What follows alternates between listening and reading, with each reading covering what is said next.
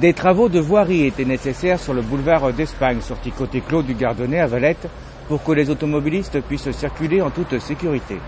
Les travaux réalisés par l'entreprise Blanc l'Œil de Clisson devraient se terminer le 17 juin. Une route avec un historique bien particulier.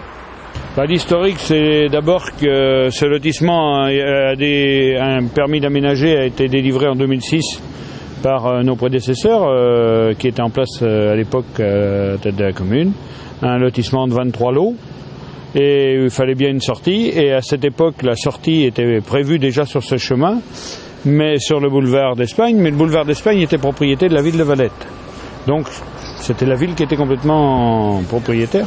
Mais entre-temps, la ville était en pourparlers avec le conseil général pour échanger des voiries, reprendre des rues du centre-bourg et donner des boulevards extérieurs au conseil général. Et l'échange s'est fait en 2007.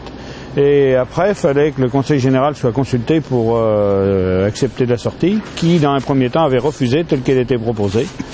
Et c'est pourquoi on a rediscuté avec le conseil général, pour des aspects sécuritaires, nous a imposé qu'acceptait cette voie, à condition qu'il n'y ait aucun tourne à gauche, que ce soit quand on vient de Clisson pour rentrer sur cette voie, c'est-à-dire dans le lotissement, ou quand on ressort de cette voie, quand on s'en va sur Ancenis. C'est pour ça qu'il y a ce mini rond-point là, ce mini haricot au milieu, qui empêche les tournes à gauche. Oui, parce que pas facile d'accès quand même.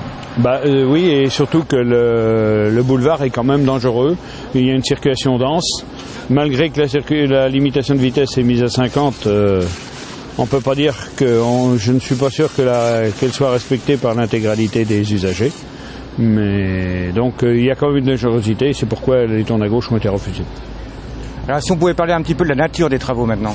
Là, donc c'était un chemin d'exploitation agricole qui avait été mis en service dans le cadre du remembrement suite au passage de la RN 249. Alors c'est pas d'aujourd'hui, depuis 83. Donc ce chemin était d'origine agricole pour desservir les parcelles de vignes à l'époque, ou de terre aujourd'hui, et donc c'était pas une voie urbaine. Donc là, elle a été reconsolidée, malgré que c'était déjà un chemin de remembrement empierré, sablé. Donc là, ça a été gratté, rempierré. Établissement d'un cheminement piétonnier d'un mètre 30 de large, qui fera un cheminement doux entre le lotissement, entre le village de la Nouillère et le bourg. Et puis une chaussée de 5 mètres, donc une emprise totale de 8 mètres environ, avec le fossé de l'autre côté. L'ouverture vendredi soir, 17 juin, parce que là il y a le gravillonnage, et puis la semaine après vont suivre les travaux d'enrobé, et de signalisation, bien sûr.